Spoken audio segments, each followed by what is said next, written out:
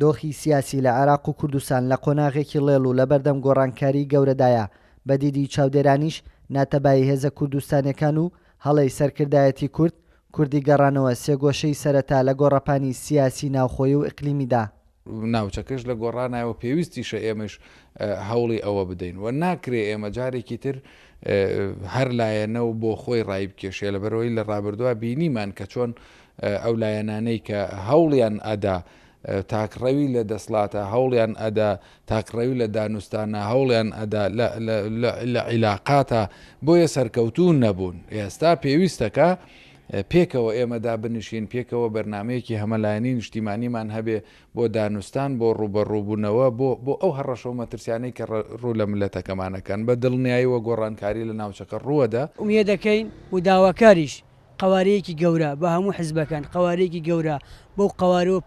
بچونە پرۆسێل بژاردێن کە هەموو عێراق هەموو لایەنە سیاسیەکان عێراق خەریکی کۆکردنەوەی قوارەی گەورەن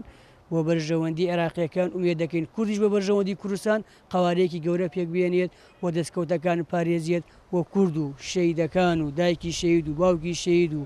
هەموو چن و توێژەکان چاوی لەو قوارە گەورە بێت و ئێمەش پیشگریان نەکەین ئەگەر یەکدەنگ بن، ئەگەر بم پراوێزەوە بەشدار بن دڵنیاکە خەڵکی کوردستان بەشداری پرۆسەکەیش ناکەن و پشتیش لە قیادی کوردەکەن. هەڵبژاردننی داهاتووی عێراقدا کە لە ماوەیەکی نزیکدا لە 4-5 مانگی داهاتوودا هەڵبژاردنێکی سەرتاسەری لە عێراقدا ئەنجام ئەدرێت بە هەرێمی کوردستانیشەوە پێویستە